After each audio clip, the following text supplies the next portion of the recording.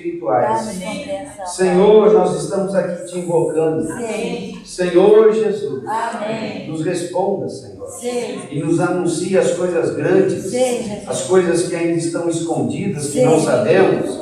Vem e fale a nós. Revela-se a nós. Abençoa-nos com a tua palavra. Abençoa, Senhor. Nós te rogamos, ó Pai. Sim. Em nome de Jesus. Amém. Aleluia. Aleluia. Glória a Deus. Bom,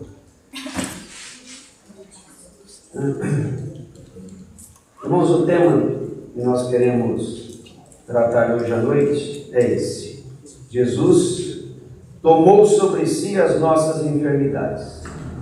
No sábado à noite a gente já comentou alguma coisa sobre isso rapidamente, e eu senti de voltar a esse tema e gastarmos mais um pouco aqui de tempo para entendermos as bênçãos que o Senhor tem nos dado. E das grandes bênçãos que o Senhor tem nos dado, uma delas é essa: o Senhor levou sobre si as nossas enfermidades. Amém. Em Isaías, capítulo 53, nós temos essa passagem que diz assim: quem creu em nossa pregação e a quem foi revelado o braço do Senhor? Porque foi subindo como renovo perante ele, e como raiz de uma terra seca. Não tinha aparência nem formosura. Olhamos-no, mas nenhuma beleza havia que nos agradasse. Era desprezado e o mais rejeitado entre os homens, homem de dores e que sabe o que é padecer, e como um de quem os homens escondem o rosto, era desprezado, e dele não fizemos caso. Isaías está falando aqui do Senhor Jesus, aproximadamente 700 anos antes do Senhor Jesus realmente se manifestar. Isaías, de maneira profética, falou essas palavras, anunciando a vinda de Jesus. O Senhor viria para revelar o braço do Senhor. Jesus, mostrado como o braço do Senhor, é aquele que tem força, é aquele que tem poder, é aquele que pode todas as coisas. Amém. Ele é o Todo-Poderoso. E como Todo-Poderoso, Ele vem na sua força, e principalmente na força do seu amor. Ele vem para se revelar a nós. Se eu simplesmente dissesse que Deus é Todo-Poderoso, isso faria de Deus, sem dúvida alguma, grande, porque Ele é grande. Não só é grande, como Ele é o Todo-Poderoso, e Ele é o Criador de todas as coisas, e nada do que existe teria vindo a existir se Ele não quisesse e não fizesse. Ele é o Todo-Poderoso. Em seu poder e em sua vontade, Ele criou todos nós. Mas será que esse Deus que foi poderoso para nos criar, Ele não é poderoso para cuidar de nós? Quanto que Deus cuida de nós? Ou quanto Ele quer cuidar de nós? Porque assuntos da nossa vida, Deus está interessado. O que nós achamos? O quanto Deus está de fato preocupado comigo e com você? Ele é o Todo-Poderoso. Ele pode tudo. Mas o que de fato Ele quer, em seu poder, fazer por mim e por você? Nós temos que entender que o Senhor quer fazer tudo. Ele nos criou em seu poder. Amém. E Ele quer conduzir a nossa vida ainda debaixo do seu poder. É como verdadeiramente um pai. Ele é o verdadeiro pai. Ele é o verdadeiro cuidador. Oh, Jesus. Deus nos criou em seu poder. E Ele quer cuidar de nós em seu poder. O poder de Deus não está restrito à própria pessoa de Deus. Porque o mesmo Deus Todo-Poderoso, Ele também é o Deus Todo-Amoroso. Isso significa que Ele comunica seu poder, a sua sabedoria, a sua eficácia a nós. Ele nos ama. Amém. Quem já viu pai rico e filhos muito pobres? Não é uma incoerência isso? Um pai muito rico, mas muito rico, e os filhos todos como mendigos? Faz sentido isso? Então, se nós temos um Deus, um Pai todo-poderoso, certamente esse seu poder, essa sua bondade, essa sua riqueza é para se estender ao nosso viver. Amém. A situação do homem não conhecer a Deus faz com que o homem pense muitas coisas equivocadas a respeito de Deus. Mas se nós formos até Deus, se nós abrirmos o nosso coração para Deus, Ele vai se revelar para nós como aquele que nos ama. Amém. E que em seu poder é por nós, Sim. para cuidar de nós. Amém. Em todos os assuntos. Sim. Quem creu em nossa pregação? E a quem foi revelado o braço do Senhor, a força do Senhor, o poder do Senhor? Então essa é a razão da nossa pregação. Revelar, expor, apresentar as boas novas. O Deus Todo-Poderoso que me trouxe à existência, Ele mesmo quer assumir a minha vida. Amém. Mas isso Ele não faz sem o meu consentimento. E o Senhor Jesus nos deixou uma promessa: aquele que vem a mim, de modo algum o lançarei fora. Então é impossível nós irmos ao Senhor e não recebermos dele o que temos pedido. Nós cantamos nesse último louvor que o Senhor é digno de louvor. Ele é digno não só porque a sua pessoa é excelente, porque Ele é o Todo-Poderoso, e porque Ele é maravilhoso na sua criação. Ele é digno de louvor. Nós cantamos assim: o Senhor é digno de louvor, porque Ele tem feito coisas por nós. Amém. Ele não é belo lá no céu para ser admirado, como uma pérola ou um diamante raríssimo numa vitrine. A beleza de Deus não está só apenas em si mesmo, mas está nos seus atos. Deus é por nós. Amém. Ele faz coisas por nós. E nós o louvamos porque temos sido alcançados pelos seus atos de poder a nosso favor. Amém. Que para nós, esses atos poderosos se revelam como atos bondosos. Sim. De quem se ocupa comigo. Hoje. De quem se preocupa comigo. Sim. De quem assume a responsabilidade de cuidar da minha vida. É nisso que nós queremos que as pessoas creiam. Quem creu em nossa pregação? E a quem foi revelado o braço do Senhor? Então, nosso desejo é que até o fim dessa reunião, todos nós estejamos convencidos pela revelação de que Deus é por nós. Amém. Ele quer agir na nossa vida. Oh, Jesus. Ele quer cuidar de nós. Sim. O versículo 2 e o versículo 3 fala a condição humilde em que o Deus Todo-Poderoso, que veio revelar o poder de Deus, revela a condição em que Ele esteve aqui entre nós. Ele não esteve manifestando, ostentando o seu poder, ainda que nele estivesse todo o poder. Ele esteve entre nós de uma maneira modesta e de uma maneira humilde. Não tinha aparência, não tinha formosura, não havia nele beleza. A presença de Jesus por si mesmo não era atraente. É quando ele começava a falar, é quando ele começava a agir, que a beleza aparecia, que o poder se manifestava. Se ele ficasse quieto, ele ficaria como nos primeiros 30 anos da sua vida, em oculto, em secreto. Mas um dia ele começou a se tornar público e manifestar o seu poder com muitíssimos atos de bondade. Então, quando ele falava, a beleza de Deus se manifestava nas suas palavras. Quando ele usava do seu poder para curar, para expulsar demônios, à medida que as pessoas eram curadas e libertas, o seu poder se manifestava.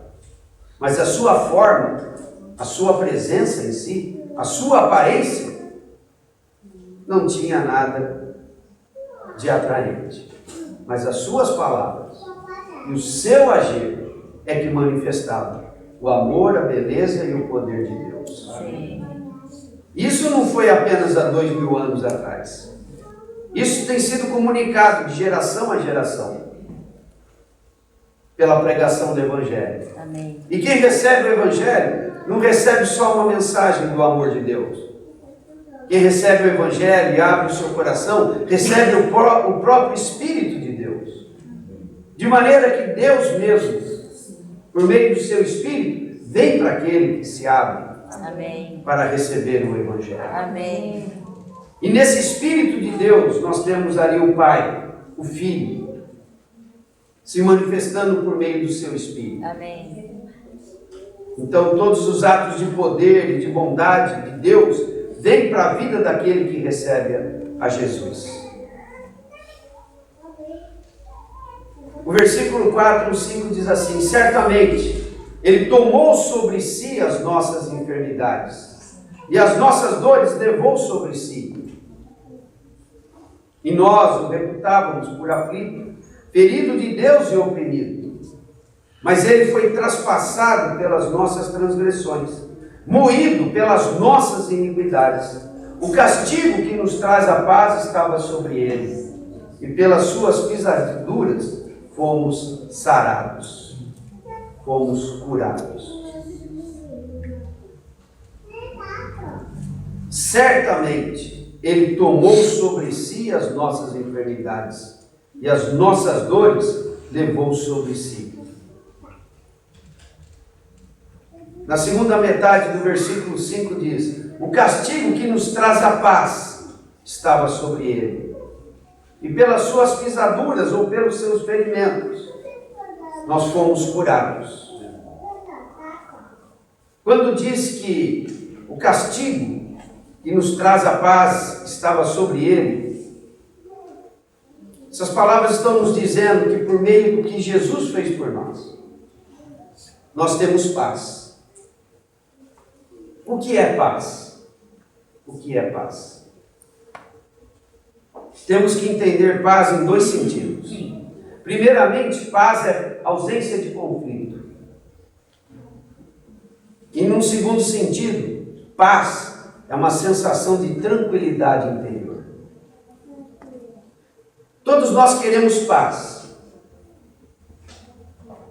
No segundo sentido, como uma tranquilidade interior, uma serenidade, algo que nos alivie das pressões, das ansiedades, dos medos, dos rancores. Nós queremos paz, não é? As pessoas buscam paz.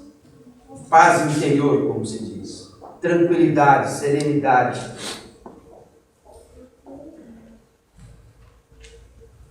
Querem paz para não terem medo, para não permanecerem no medo, para não permanecerem nas ansiedades, nas preocupações, nas mágoas, nos ressentimentos, no pensar e no sentir negativo.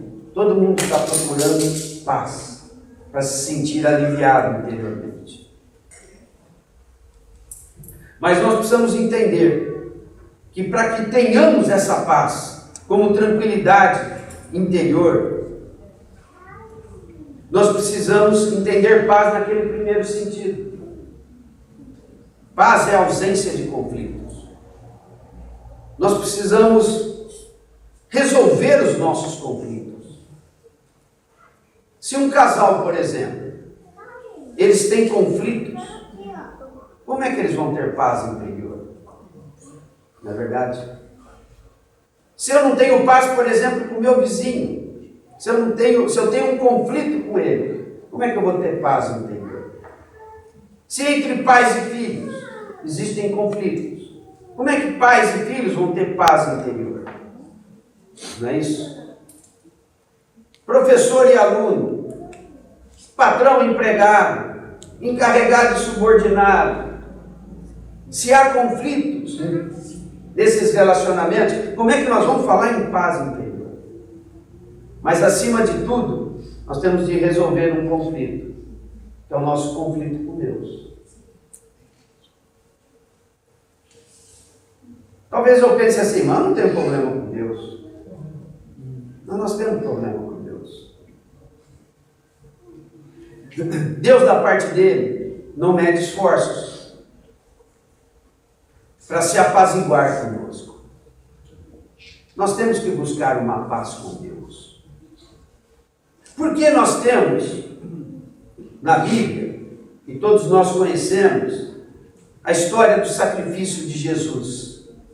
Porque a vida de Jesus tinha que terminar numa cruz. Por que tinha que ser desse jeito?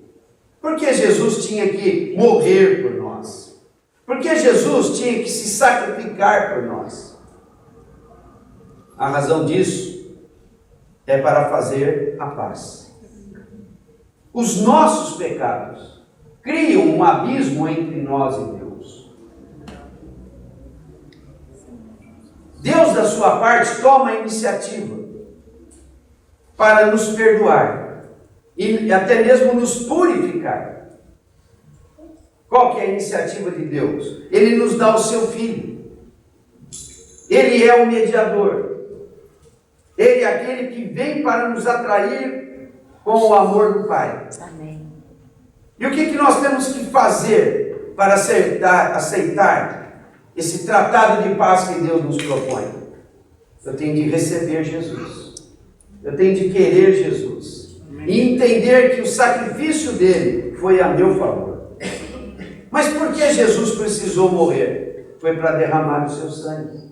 Mas por que Jesus precisou derramar o seu sangue? Porque eu tenho pecados. E os meus pecados fazem separação entre eu e Deus. Deus é santo e ele não pode se conciliar com o que é pecador. Mas Deus toma a iniciativa de resolver o problema dos meus pecados. Ele manda o seu Filho. E se eu recebo Jesus e reconheço que o seu sangue faz a paz entre eu e Deus, qual deve ser a minha atitude prática? Me arrepender dos meus pecados. Admitir os meus pecados. Se eu admito os meus pecados, então o sangue de Jesus me purifica da culpa desses pecados. E uma vez que eu estou purificado, o meu relacionamento com Deus é estabelecido. E é esse relacionamento com Deus que me traz paz. Amém. Paz interior. Amém. Aonde começa a minha intranquilidade? Aonde começam os meus medos? A minha ansiedade, a minha insegurança, as minhas amarguras, as minhas tristezas. Aonde começam? No meu conflito com Deus. Mas Deus, do seu lado, já tomou a iniciativa de fazer as pazes conosco. Nos deu o seu Filho. Amém. Nos preparou o sangue. Sim. E qual contrapartida ele espera de nós? Arrependimento. Sim. Confissão de pecados. O apóstolo João diz que se confessarmos os nossos pecados, ele é fiel e justo para nos perdoar o pecado. Amém. E nos purificar de toda a injustiça. Então essa é a nossa atitude. Sim. E quando eu sou purificado dos meus pecados, então o meu relacionamento com Deus começa a caminhar. E quando eu caminho com Deus, as bênçãos de Deus naturalmente me seguem.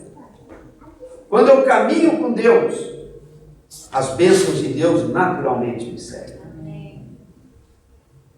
Quando eu aceito o ato de amor do Pai, que me deu seu Filho, e eu passo a andar em Cristo, então os atos de poder de Deus começam a se manifestar a nosso favor. Amém. Então, nesse versículo 5, Na segunda parte diz: o castigo que nos traz a paz estava sobre ele. Ele sofreu para nos reatar com Deus. E ainda mais, ele diz: pelas suas pisaduras, ou seja, pelos seus ferimentos, os ferimentos dele na cruz, e nos castigos que antecederam a cruz, nós somos curados. No começo do versículo 4, ele diz: certamente, ele tomou sobre si as nossas enfermidades, e as nossas dores levou sobre si. Então, quando nós falamos em enfermidades, nós estamos falando em enfermidades e dores da alma e do corpo. As enfermidades da alma nos roubam a paz, não é isso? Tristeza é uma enfermidade da alma. Ansiedade, amargura, ressentimento, medo, tudo isso são doenças da alma. Uma alma saudável, ela não sente essas coisas, ela sente paz. O que é uma alma saudável? É uma alma em paz. Então, nesse sentido, nós não precisamos de cura? Hã? Senhor querido. Oh, Senhor. E no nosso corpo? Quantas enfermidades, não é? Quantas dores, não é? Quanto dengue, né? Quantas enfermidades? O Senhor veio para nos livrar de tudo isso. Oh, Jesus, amém. Nós recebemos o seu amor. Sim. Quando recebemos e compreendemos o significado do sacrifício de Jesus. Qual que é a nossa contrapartida? O nosso arrependimento, a confissão dos nossos pecados.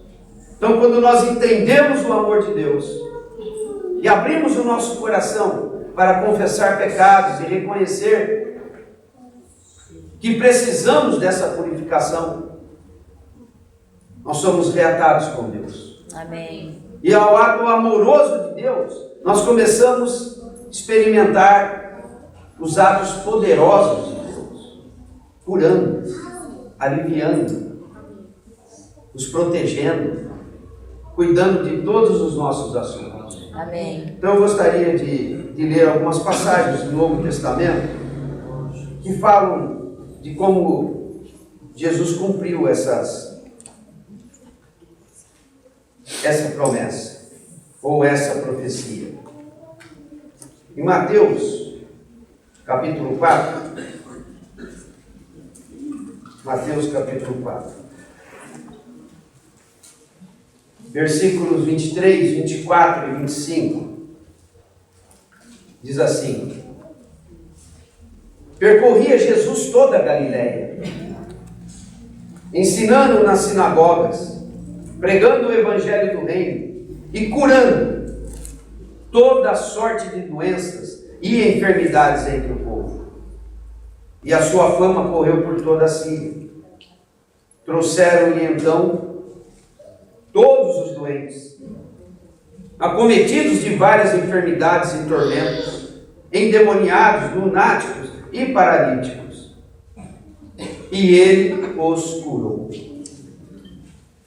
E da Galiléia, Decápolis, Jerusalém, Judéia e da além do Jordão, numerosas multidões o seguiam.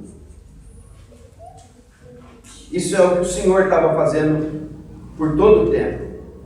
Ensinando, pregando, curando toda sorte de doenças entre o povo. Agora, no capítulo 8 de Mateus ainda,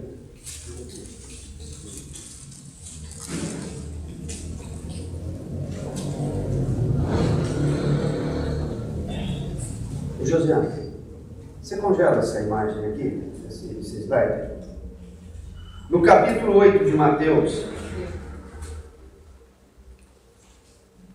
no versículo 16 e 17, diz assim: chegada a tarde, Trouxeram-lhe muitos endemoniados, e ele meramente com a palavra expeliu os demônios, e curou todos os que estavam doentes. E curou todos os que estavam doentes, para que se cumprisse o que fora dito por intermédio do profeta Isaías, 700 anos antes, conforme nós lemos aqui nessa passagem. Ele mesmo tomou as nossas enfermidades e carregou com as nossas doenças. Curou todos os que estavam doentes, para que se cumprisse o que fora dito por intermédio do profeta Isaías. Ele mesmo tomou as nossas enfermidades e carregou com as nossas doenças. Nós temos um Deus todo-poderoso. Amém. Todo-poderoso. Amém. E Ele também é todo amoroso. Amém. Esse seu poder não é o poder de um fisiculturista. Já viu o poder de um fisiculturista? Aqueles caras que malham só para ficar se exibindo? Deus não é um fisiculturista. O poder dele é para nós. Ele é para agir a nosso favor. Amém. Outro dia a Sônia estava me mostrando uma história em quadrinhos, né? E na história em quadrinhos ela comentou: puxa, Jesus aqui está musculoso, bombadão. Eu não sei se Jesus era bombadão, musculoso, mas eu só sei que o seu poder não é para ficar se exibindo. O seu poder é para nós. Amém. Deus é por nós. Amém. Quem será contra nós? O que Deus é em seu poder é para nós que temos crido nele. Senhor. Não é para exibicionismo. Não. Nós temos um Deus que intercede e interfere a nosso favor. Amém. Senhor querido. Amém. Em Mateus 8,16. Não, esse foi o que nós lemos agora. Em Mateus 12,15.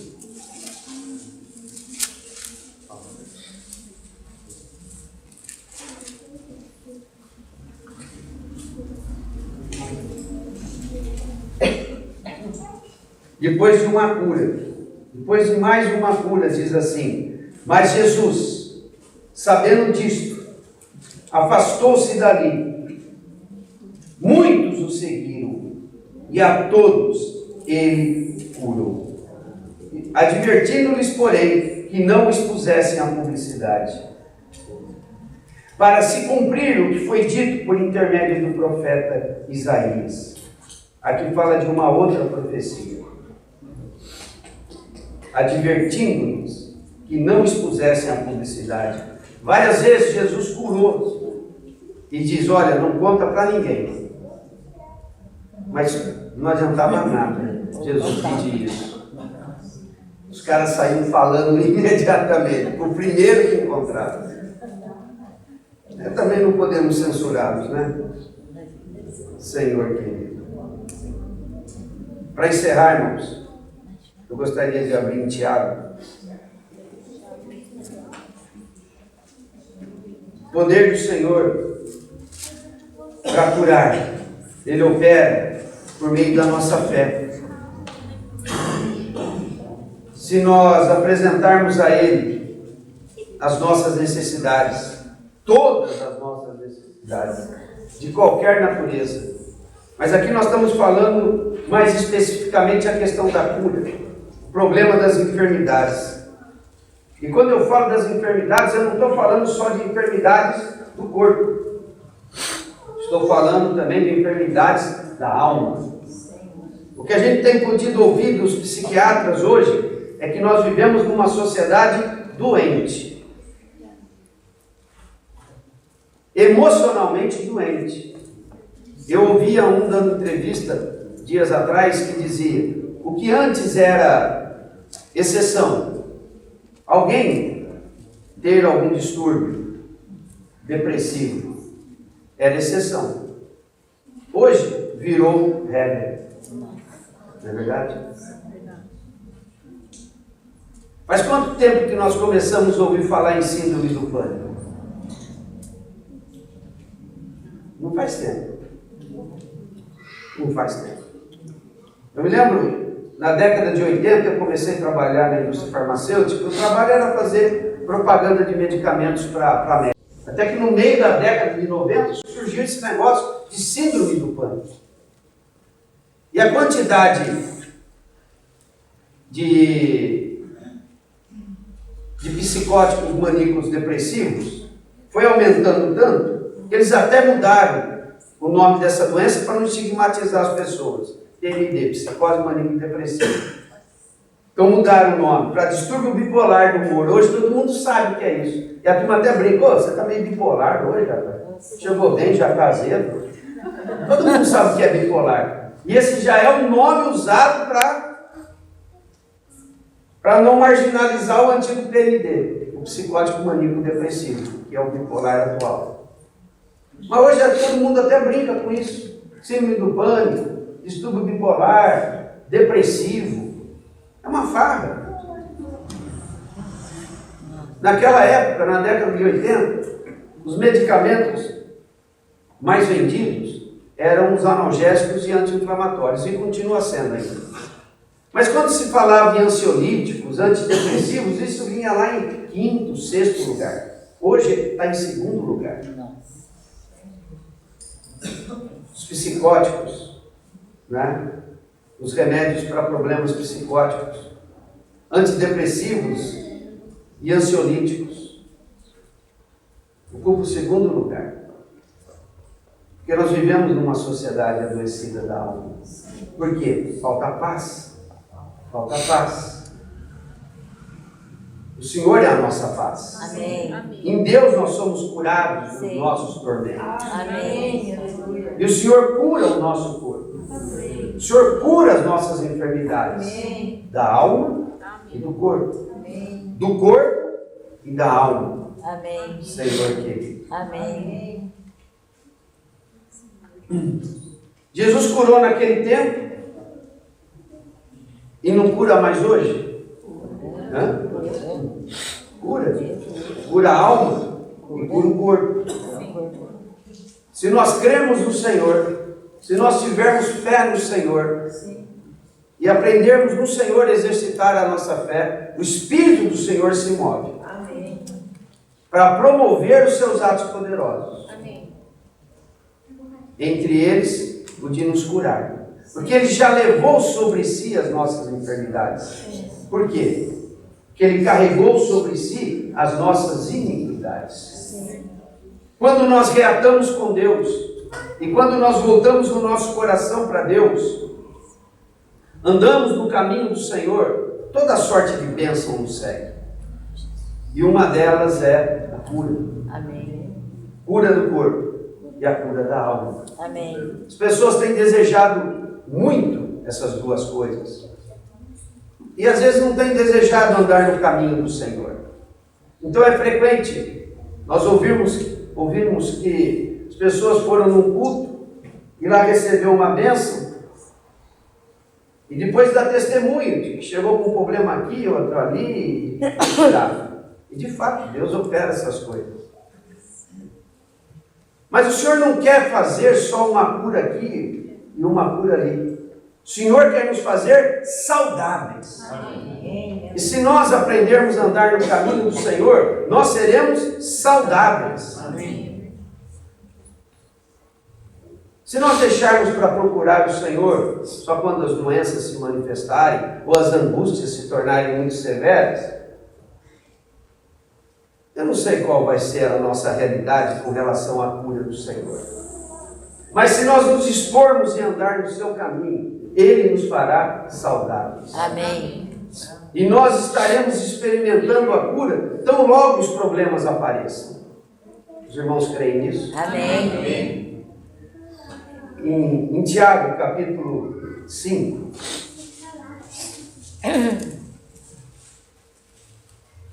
Versículo 13. Nós estamos falando hoje, aqui vai falar hoje da nossa realidade na igreja. Há 2000 anos atrás, Jesus estava lá em carne e osso para operar esses milagres. Em seguida, Ele transferiu esse poder para os seus apóstolos. E a verdade é que esses poderes têm sido transferidos para aqueles que creem de geração em geração. E tem chegado até nós. Então o versículo 13 do capítulo 5 de Tiago diz: está alguém entre vós sofrendo? Faça oração. Está alguém alegre? Cante louvores. Está alguém entre vós doente? Chame os presbíteros da igreja, e estes façam oração sobre ele, ungindo com óleo, em nome do Senhor. E a oração da fé salvará o enfermo, e o Senhor o levantará. E se houver cometido pecados, ser-lhe-ão perdoados. Confessai, pois, os vossos pecados uns aos outros, e orai uns pelos outros, para serdes curados. Muito pode, por sua eficácia, a súplica do justo. Está alguém doente? Chame os presbíteros da igreja. Aqui diz, chame os presbíteros. Houve um tempo que eu ouvia dizer que alguém estava doente e eu já ia lá. E eu me surpreendia que algumas vezes não tinha eficácia a oração. A maioria das vezes tinha, mas algumas vezes não tinha. Eu, puxa, o que será que eu estou falhando? Aí um dia ficou claro. Aqui diz, chame os presbíteros. Eu ia de oferecido. Quando diz, chame os presbíteros, aqui tem uma atitude de humildade, de reconhecimento. Talvez tenha um pecado que ele deva confessar. De fé. Né? Então agora que eu digo, quando chega a notícia eu falo, ó, avisa lá que se chamar a gente vai. É que nem SAMU. Só vai se chamar. 190. Não, 190. Quanto que é não? 193. Chame, porque nisso tem uma atitude de fé, de humildade, de confiança nos irmãos, de confiança no poder de Deus. E talvez haja necessidade de confessar pecados. Às vezes a enfermidade é por causa de pecado, é por causa de transgressões, é por causa de atitudes inadequadas. Mas a oração da fé cura e perdoa pecados. Amém. Está alguém entre vós doente? Chame os presbíteros da igreja, e esses façam oração sobre ele, ungindo com óleo, em nome do Senhor. E a oração da fé salvará o enfermo, e o Senhor o levantará. Então o Senhor levantou há 2000 anos atrás ele mesmo.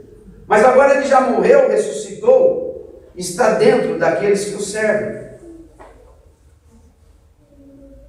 E aqueles que oram, a oração da fé, o Senhor os levanta.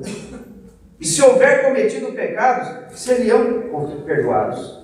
Confessai, pois, os vossos pecados uns aos outros, e orai uns pelos outros. Então não só os presbíteros, mas se orarmos uns pelos outros. Isso não é uma prerrogativa, não é um direito só dos presbíteros, da liderança da igreja, mas se orarmos uns pelos outros. A irmã pela irmã, o irmão pelo irmão, os pais pelos filhos, o marido pela esposa, os pais pelos filhos, já disse, né? Muito pode, por sua eficácia, a súplica dos justos. Confessai, pois, os vossos pecados uns aos outros. Orai uns pelos outros, para seres curados. Muito pode, por sua eficácia, a súplica do justo. A oração da fé salvará o enfermo, e o Senhor o levantará. Amém. Amém? Amém. O Senhor, em seu poder, há 2000 anos atrás, ele estava limitado àquele tempo e àquele espaço da Palestina. Mas desde que ele concedeu seu poder aos apóstolos e a todos os que creem nele, esse poder tem sido transferido. E esse poder está entre nós hoje. Muito pode, por sua eficácia, a súplica do justo. Amém. A oração da fé salvará o enfermo, e o Senhor o levantará. Amém. Porque o Senhor já levou sobre si as nossas transgressões, Amém. bem como as nossas enfermidades e as nossas dores. Sim. O castigo que nos traz a paz estava sobre ele. E ele já sofreu esse castigo. Sim. Ele tomou sobre si as nossas enfermidades. Amém. Amém.